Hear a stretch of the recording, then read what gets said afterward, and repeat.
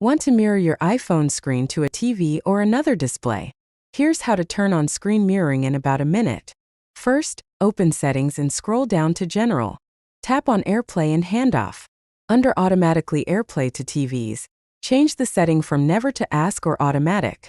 Ask will prompt you each time a compatible device is available.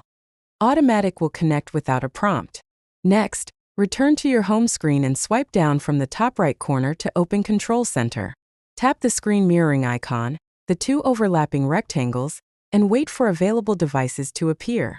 When your TV or AirPlay-enabled display shows up, tap its name to start mirroring.